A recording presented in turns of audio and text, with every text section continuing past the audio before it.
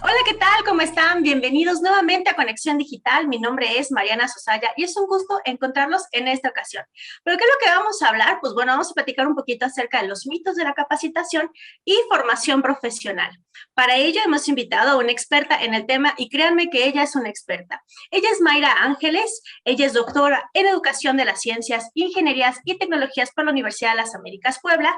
Tiene la maestría en Enseñanza de las Matemáticas por la Universidad Autónoma del Estado de Morelos y la maestría en Ciencias del ITESM Campus Cuernavaca. Es ingeniera en sistemas computacionales de la Universidad de las Américas Puebla y también ahí se desempeñó como directora de educación a distancia y actualmente se encuentra al cargo de la Dirección de Atención y Apoyo Digital de esta universidad. ¿Cómo estás, Mayra? Buen día. Buen día, muchísimas gracias por la invitación y gracias por la presentación. Es un gusto estar en este espacio, Mariana. Al contrario, Mayra, muchas gracias por decir que sí y por acompañarnos precisamente a reconocer y ubicar cuáles son esos mitos que hoy tenemos en la educación. Y vamos a comenzar, Mayra, porque hoy hablamos de una era del conocimiento. Decimos que todo está en el conocimiento. Es más, por ahí podemos encontrar algunas estadísticas que dicen que la educación, dada la pandemia, creció como industria y ha estado creciendo bastante. Sin embargo, creo que luego no vamos a la par con lo que está sucediendo en la industria, Mayra. Y vamos a comenzar por el principio, porque de repente creemos que es lo mismo tomar un curso, diseñar un curso o prepararnos para ir a la escuela como cuando éramos niños, cuando ya somos adultos. Ahora a nivel profesional sabemos que no es suficiente estudiar una licenciatura, muchos tienen una especialización, una certificación, un posgrado, programas de formación ejecutiva, pero no es lo mismo ir a la escuela cuando teníamos 15 años, es más, ni cuando teníamos 18 hace 20 años, que ahora que estamos en una era digital, era del conocimiento y que ya somos adultos, Mayra. ¿Cuál sería esa diferencia que tú nos podrías compartir? Hay muchas diferencias, Mariana, pero una de las principales es precisamente que al ser adultos ya traemos toda una serie de situaciones, de vivencias, de experiencias, de formas de aprendizaje que al momento de participar en algún proceso de aprendizaje, por supuesto que se deben tomar en cuenta y que también influyen. Y estoy hablando de procesos de aprendizaje, como bien lo comentas, por la era en la que estamos, que ya son continuos, que ya es, seguramente lo han escuchado, es aprendizaje a lo largo de la vida y que el aprendizaje hay que estar conscientes que está sucediendo en todo momento, de manera formal y de manera informal. Entonces, bueno, para los adultos otra diferencia también es el contexto. Hay un contexto y tratándose de capacitación generalmente, o un contexto laboral o una cuestión de aspiracional, alguna necesidad que pueden tener los adultos para involucrarse, quizá acercarse más, digamos, objetivamente hacia el proceso de aprendizaje. Pero en realidad otras diferencias es también, a veces creemos, somos adultos, ya sabemos aprender, ¿no? Yo ya sé, ya tengo la autonomía, ya lo puedo hacer, y en realidad podemos venir jalando, digamos, llamémosle así, en nuestro proceso de aprendizaje, podemos tener algunas cuestiones, inclusive algunos bloqueos, ¿no? Inclusive algunas concepciones erróneas. Entonces, estos factores son los principales que hay que considerar, que ya estamos trabajando con adultos, con personas que hay que tomar en cuenta, además de las cuestiones conceptuales, cuestiones cómo se conciben ellos hacia el aprendizaje, qué orientación tienen, por qué razón están en ese proceso de aprendizaje ya como adultos. Son muchos factores, Mariana. Me he mencionado algunos, pero bueno, seguramente irán saliendo algunos más en nuestra conversación. Gracias, Mayra. Y la verdad es que ya nos regalaste algunos de los mitos y quisiera traer algo que justo estabas diciendo ahorita. La otra vez platicábamos tú y yo y un tema es la enseñanza a la que estábamos acostumbrados probablemente en nuestra niñez, adolescencia. Pero tú me decías, el aprendizaje y con lo que mencionabas ahorita es una cuestión autónoma, es mi voluntad querer aprender. Y muchas veces somos adultos y no sabemos aprender. Estoy esperando a lo mejor que alguien me enseñe, pero no tomo ese rol activo para aprender, Mayra. Y creo que es uno de los mitos, creer que sé aprender, pero tal vez no sé. Y entonces, ¿cómo sabemos si sabemos o no sabemos? ¿O cómo me doy cuenta? ¿O cómo podríamos comenzar desde esa reflexión, Mayra? Ahí, por supuesto, es importante, si es un aprendizaje formal, con aprendizaje formal me estoy refiriendo a quizá un curso, un taller, un diplomado, ¿sí? En ese contexto, por supuesto que el facilitador o la persona que va a estar, digamos, proporcionándonos este espacio de aprendizaje para esta experiencia, esto que estamos buscando, debe tener, por supuesto, conocimiento del objetivo de hacia dónde quiere lograr el aprendizaje, qué desea lograr, ¿no? Entonces, bueno, centrándome un poco en esto, cuestión de los mitos, una de las cosas que debe considerar es que quizá el estudiante considera que ya sabe cómo va a abordar, cómo va a realizar el trabajo, cómo va a hacer la lectura, y ahí hay que tomar en cuenta que nos pueden faltar hábitos de lectura. A veces es necesario tener estrategias de lectura rápida. ¿Cuánto tiempo tenía que quizá no habíamos leído y nos encargan 4 capítulos, ¿no? Caramba, ¿qué voy a hacer? ¿No? Entonces hay que apoyar y hay que acompañar porque se necesita que el estudiante sepa a lo mejor hacer una lectura rápida. Hay otras estrategias que es importante ver si el adulto ya tiene, que tienen que ver con la autonomía y son, por ejemplo, la organización del tiempo. El estudiante probablemente se abruma, también sucede en los pequeños, pero en etapas, digamos, de educación básica, inclusive superior, pero hay un acompañamiento más, digamos, se divide más el trabajo y eso abona con la organización del estudiante, digamos que se lleva más de la mano, pero al ser adultos, pues los queremos soltar y a veces esta organización del tiempo no la tienen tan cimentada, ¿no?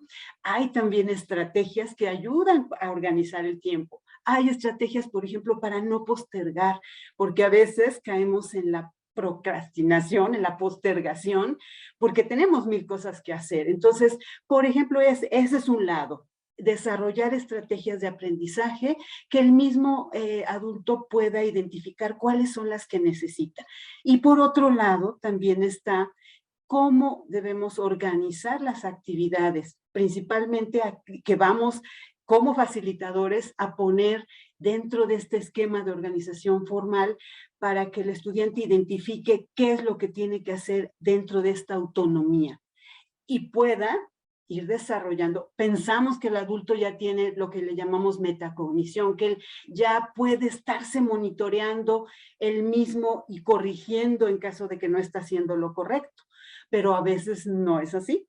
Entonces creo que es no obviar que puede necesitar estrategias de aprendizaje y que la estructura o llamémosle ahora más en términos muy actuales el diseño instruccional o el diseño de la secuencia de aprendizaje, como le queramos llamar, esté hecha de tal manera que facilite el aprendizaje al adulto, considerando que puede haber todos estos, digamos, estos factores que pueden estar impidiendo o obstaculizando, ¿no?, el proceso del adulto, o quizá frustrándolo, ¿no? ¿Por qué no? Y me encanta lo que dices, Mayra, porque bien puede ser una capacitación formal, como tú bien dices, o nuestro día a día. Inclusive muchos de los que nos están escuchando son líderes, ¿no? Y de alguna manera también estamos compartiendo actividades que nos lleven a un aprendizaje, porque el aprendizaje no nada más es lo técnico, sino también el desarrollo de habilidades, la destreza para poder ejecutar algo. Y no vemos que a través de estas actividades que podríamos diseñar, tal vez podríamos desarrollar también al equipo, lograr resultados, acompañarlos en su proceso de crecimiento personal y profesional, Mayra. Y ahí es como podríamos, o qué podríamos decirles a aquellos que son responsables de la capacitación, formación, aquellos que son líderes, que están formando equipos, porque también es constante, ¿cómo podrían comenzar, Mayra? ¿Qué es lo primero que deberíamos tener en mente? Ahora sí que el objetivo de nuestro diseño, pero en diferentes ambientes. Acabas de tocar dos aspectos que me encantan del proceso en ámbitos, por ejemplo, ya de maestrías con adultos. Es una de ellas y que siempre he dicho, realmente es un punto a favor fuertísimo, es que generalmente ya están laborando, entonces lo que están aprendiendo o lo que se busca que aprendan está vinculado a ese tema. a ese contexto. Y eso nos da una gran ventaja, pero gran ventaja, porque los procesos de enseñanza-aprendizaje formal e informal van a vincular con un contexto real. Y es uno de los requisitos que más apoya al aprendizaje significativo. ¿Por qué? Porque lo que está viendo el estudiante con el docente en el aula, lo que está leyendo, lo va a conectar con la realidad. Entonces, tenemos a favor en el aprendizaje, en la enseñanza-aprendizaje con los adultos, ese punto a favor, de verdad, que hace precisamente este aprendizaje, facilita el aprendizaje significativo. Entonces, esto es punto a favor, es todas las personas que están en este contexto ya de aprendizaje para adultos o enseñanza o capacitación para adultos, de verdad, considerar que eso es oro molido porque van a hacer esa conexión. Entonces, y ahí entra el otro concepto que les comento, es aprendizaje a lo largo de la vida que puede estar de manera formal o no formal.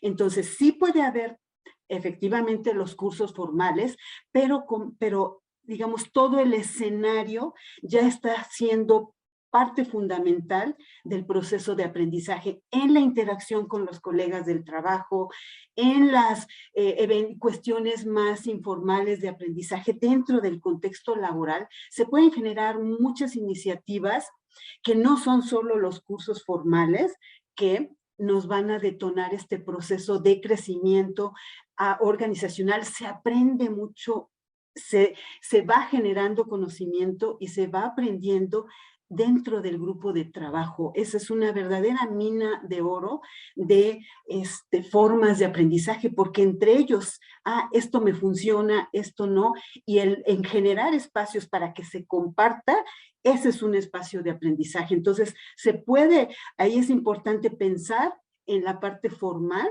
y en la parte informal, que como organización tienen todo el potencial para generar ambos tipos de espacios o experiencias de aprendizaje.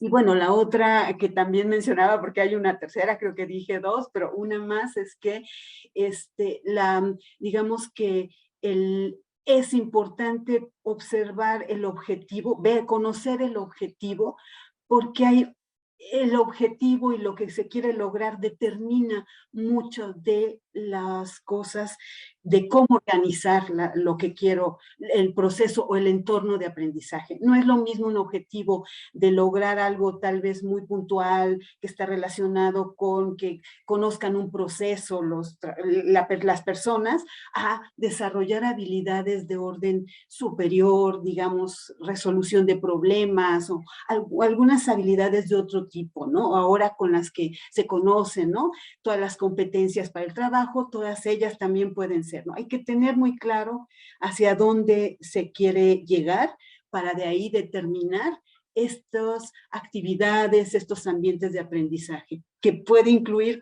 perdón ahí la repetición, aspectos formales e informales, más en el contexto laboral. Y justo para diseñar, porque una de mis dudas era en la creación de planes de capacitación, ¿no? Hoy sabemos que legalmente es importante que las organizaciones tengan un plan de capacitación que involucre a todos los colaboradores. Y por lo que vemos es, cuando estoy diseñando ese plan, pensar en un objetivo que beneficie a la organización, pero también que ese objetivo sea empático con los que van a tomar la formación o la capacitación o el desarrollo, para que entonces les haga eco, como lo que tú mencionabas, y digan, esto sí es valioso para mi vida profesional y por lo tanto va a ser valioso para mi vida personal. Y hay veces en las que diseñamos planes con una estructura básica, ¿no? O cursos de una estructura básica. Y creemos que es lo mismo un curso, como tú dices, con habilidades más de estrategia, de liderazgo, a desarrollo de habilidades más operativas o técnicas, Mayra. ¿Cuál podría ser la diferencia en lo que normalmente percibimos, creamos entre, pues no es lo mismo para todas las personas, no es lo mismo el objetivo del curso? ¿Cómo podríamos empezar a hacer esa distinción, Mayra? Realmente, y lo ha puesto en evidencia toda esta situación, en la pandemia en que se volcó hacia la educación en línea, todos estos contextos, y después híbrida, y después mezclas, y es realmente todo un mundo. Lo central para poder desarrollar estos ambientes de aprendizaje o determinar la manera es que realmente se requiere profundizar y tener dentro del equipo de capacitación quien se vaya especializando en procesos de, voy a llamarle, por poner un nombre, de diseño instruccional, de desarrollo de este tipo de planes, porque ahí es cuando ya empiezas a conocer, tenemos herramientas, tenemos metodologías que nos ayudan a ir diseccionando hacia dónde voy, y tenemos como elementos que nos permiten integrar. Lo voy a mencionar, Mariana, eso es un proceso complejo. Cuando nos enfrentamos a un proceso complejo, obviamente hay primero, al ser un problema complejo, quiere decir que tiene muchas variables. Abordar un problema complejo, por supuesto, genera, no es de, la receta es esta, ¿no? Receta A, receta B. No, sino hay que meter muchas habilidades, puede ser un trabajo en equipo, inclusive el apoyo de metodologías que nos ayuden a ir identificando posibilidades, ¿no? De hacia dónde, cuál será el mejor camino. Un problema complejo generalmente lo que tiene es que no tiene una sola solución, sino puede haber varias. Y me estoy refiriendo que el definir un plan de capacitación adecuado es un problema complejo. ¿Cómo lo va a ser la mejor forma de abordarlo? Entonces, trabajo en equipo, por supuesto, metodologías, por supuesto, saber qué queremos lograr, hacia dónde vamos y por qué dentro de la organización, el aspecto motivacional, cómo vamos a lograr tener motivados a las personas, porque puedes hacer el mayor armado instruccional, metodológico, tecnológico, de materiales, todo, pero si no tomas en cuenta si realmente vas a lograr la motivación de los estudiantes, los vas a perder y te quedas con todo tu armado, con todo lo que hayas desarrollado. Entonces, ¿por qué es complejo el fenómeno? Nada más para mencionar, Mariana, así tocar un poquito las variables que influyen. Son, por un lado, cuando queremos capacitar en algo, está el conocimiento de fondo, porque pueden ser conocimientos muy especializados. En un contexto laboral puede haber un tema muy, muy especializado que se requiere desarrollar. Entonces, está el conocimiento que queremos que se logre, o la habilidad o habilidades, ¿no? Ese es por un lado. Aparte está la parte pedagógica, cuáles son las mejores estrategias que se pudieran utilizar, estrategias pedagógicas para abordar, para no perder la motivación de los estudiantes, para lograr el mejor aprendizaje, la mejor retención, lo que se vaya a buscar, ¿no? Y por otro lado, también cada temática, cada materia, cada aspecto que se quiere abordar para enseñanza tiene una didáctica, es decir, una forma para lograr lograr el aprendizaje. No es lo mismo la didáctica de un tema técnico que la didáctica para el desarrollo de una habilidad de interacción entre las personas que elaboran, ¿no? Queremos que colaboren mejor. Esa es otra didáctica diferente. Entonces, es otro elemento el que entra, ¿no? Y aparte, por supuesto, el tema tecnológico, porque ya ahora es un tema que no podemos ignorar. Y bueno, todos estos elementos son los que se deben tomar en cuenta siempre, aparte todo esto dentro de un contexto. Todos estos elementos se deben tomar en cuenta antes de determinar, lo que voy a hacer es un curso así o asá. Porque a lo mejor no es solo un curso, a lo mejor es un curso con dinámicas, con una cuestión vivencial, con una cuestión, son muchos, muchos aspectos a tomar en cuenta, Mariana. No sé si es más o menos el aspecto que querías que comentáramos. Sí, Mayra, al contrario, muchas gracias. Y justo ahorita lo que mencionas es que en ese diseño es integral, ¿no? En el que tocamos un componente de, si es necesario, una teoría de conocimiento, ¿no? En el conocer, y hay otros que voy desarrollando que quiero poderlo hacer, ¿no? Ejecutar. Digo, me voy a la taxonomía de Bloom, que yo sé que tú sabes más de eso. Entonces, en el que dependiendo de cómo determino el objetivo, hasta qué nivel, hasta qué alcance, puedo yo ir integrando otras actividades. Si yo quiero que la persona pueda ejecutar o realizar algo y doy un curso diseñado con solamente PPTs, o no da la posibilidad de crear esa experiencia de aprendizaje. ¿Es lo que entendí, Mayra? Sí, sí, exactamente, Mariana. Partes ahí del el concepto central. A mí me gusta mucho abordarlo desde el punto de vista de aprendizaje, que es, sí, está muy bien si van a ser 10 facilitadores, un facilitador, 20, pero al final de cuentas, el aprendizaje queremos que suceda precisamente en las personas, ¿no? Entonces, ellos son elementos activos, no son, yo siempre lo comento, no son unos botes vacíos que vamos a llenar de conocimiento, ¿no?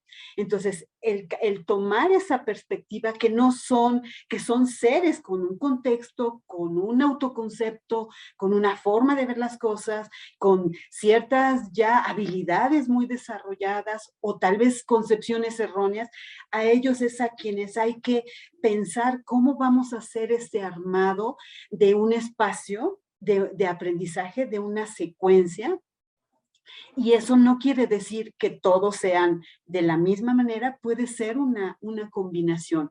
De hecho, siempre pienso, por ejemplo, haciendo referencia al espacio de un campus universitario, ¿no?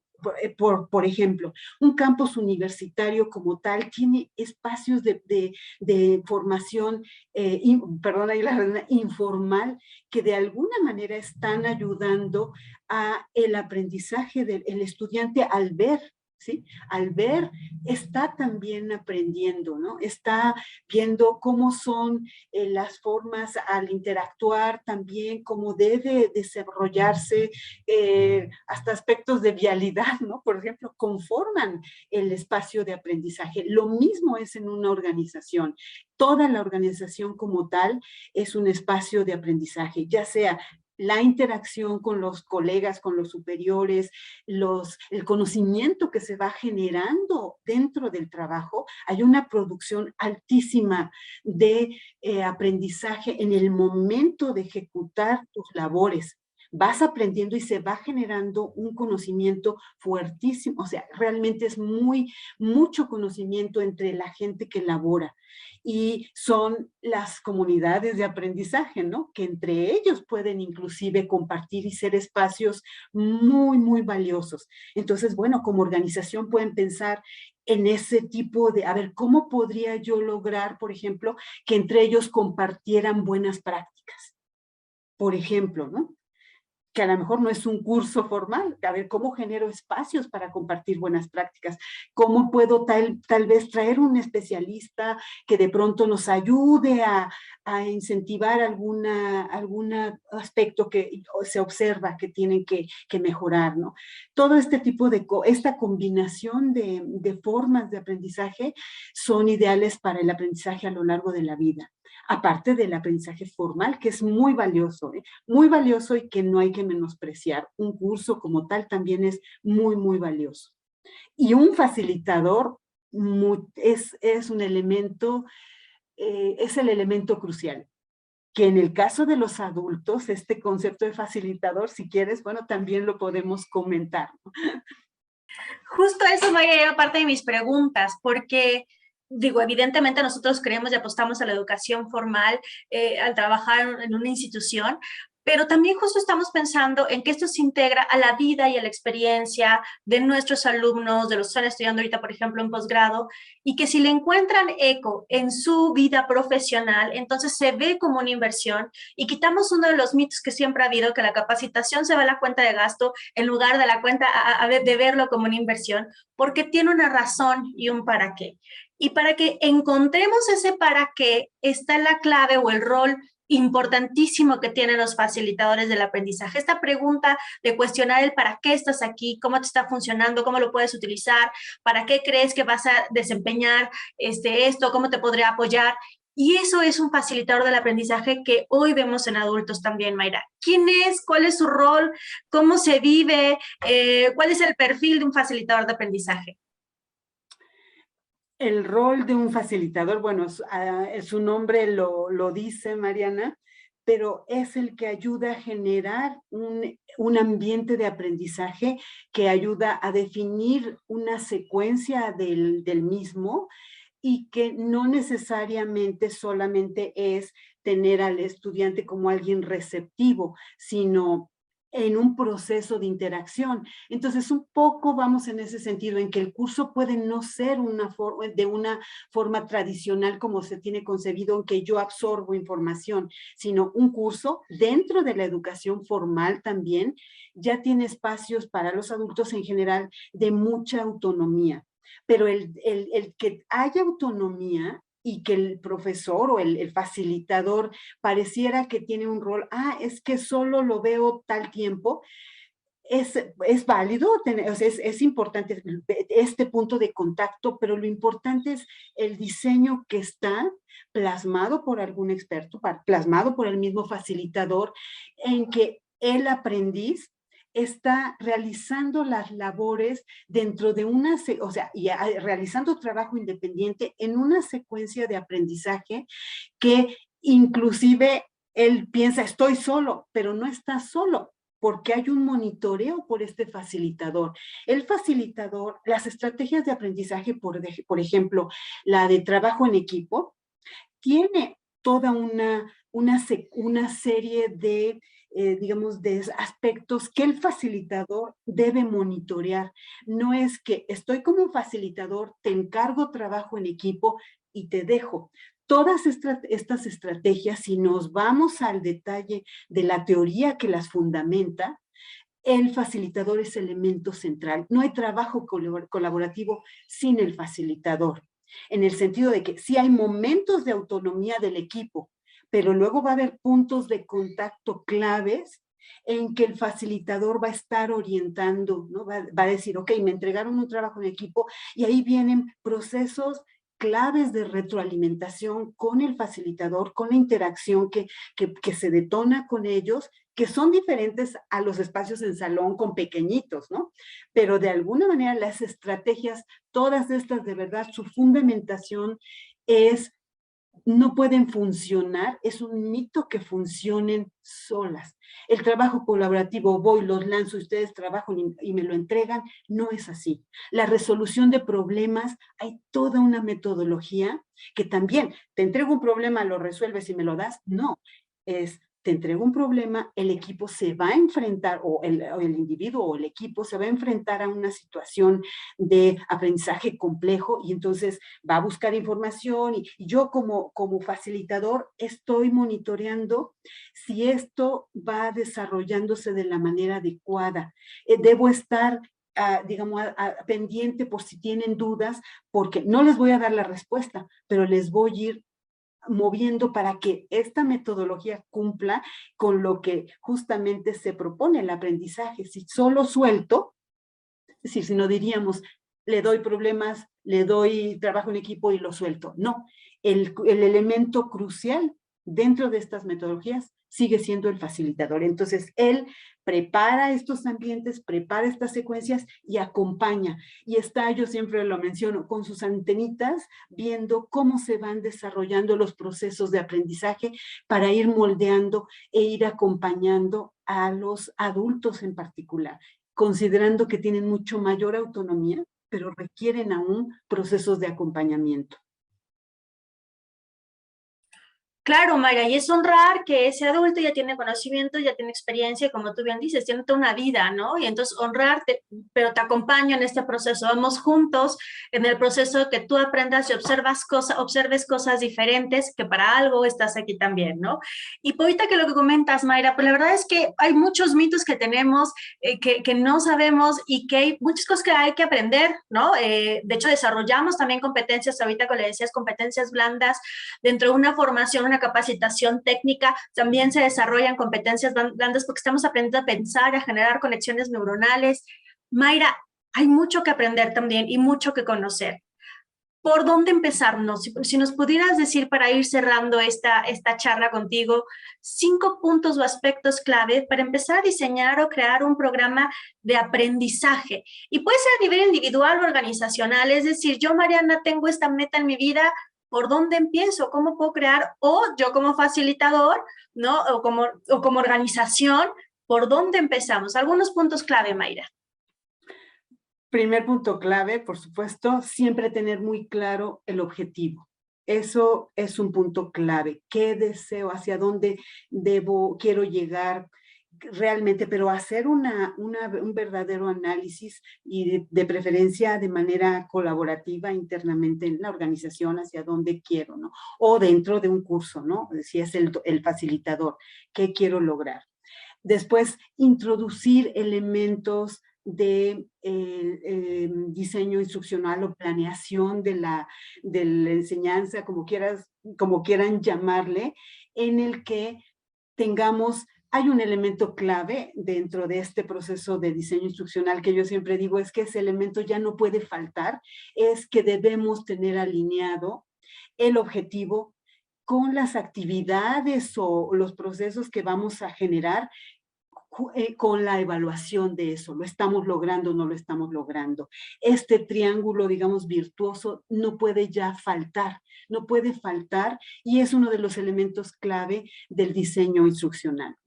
Y otro elemento clave que yo tomo siempre en consideración es no olvidar el contexto, ¿sí? Porque el contexto nos va a determinar la gran mayoría de las cosas, ¿no? Entonces, si nada más nos concentramos en este aspecto, pero no estamos viendo el contexto, vamos a perder algunos elementos, ¿no? Vamos a perder o no va a ser adecuado, o generamos el mejor curso, el mejor situación de aprendizaje, pero no está contextualizado.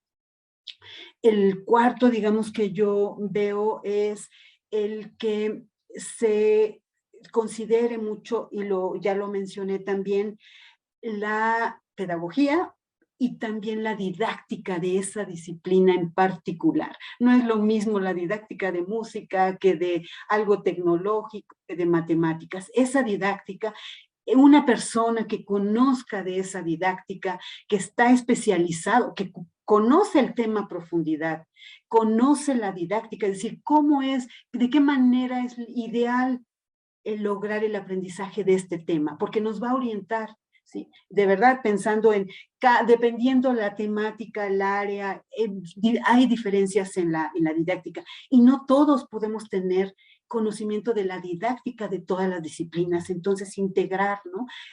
Personas que nos puedan apoyar en ese sentido.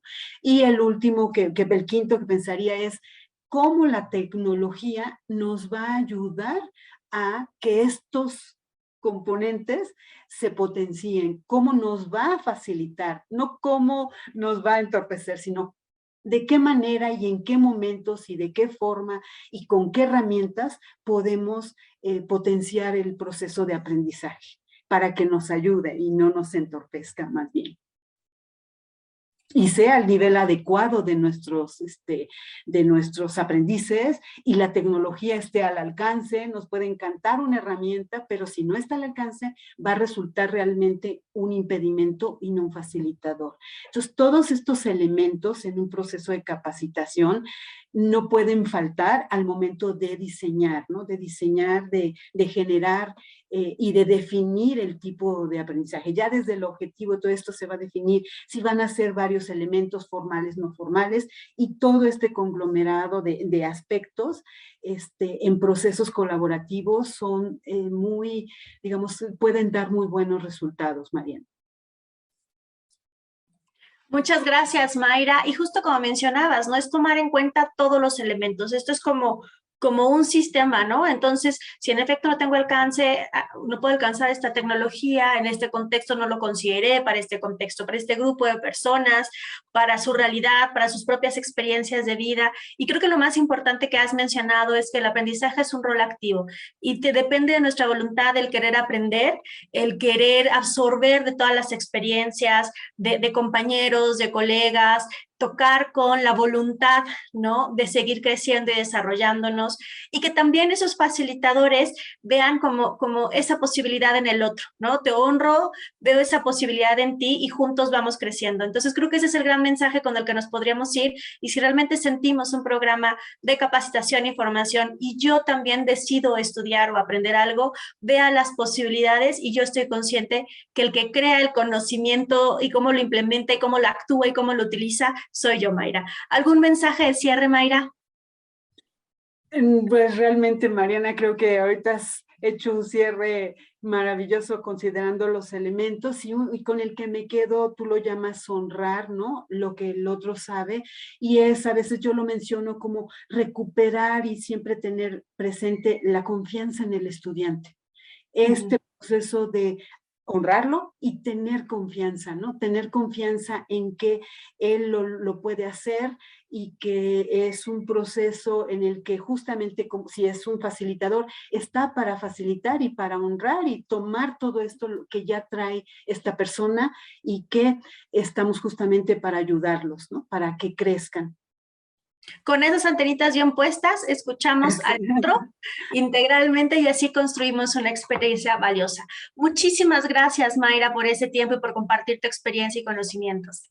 Gracias a ti, Mariana, por la invitación, y pues un gusto. Gracias por este espacio. Al contrario, Mayra, pues muchas gracias a todos ustedes que nos acompañaron en esta ocasión en Conexión Digital. Nos vemos por Facebook de la Universidad de las Américas Puebla, de TVDAP. Nos encontramos en YouTube y en Spotify. Hasta la próxima.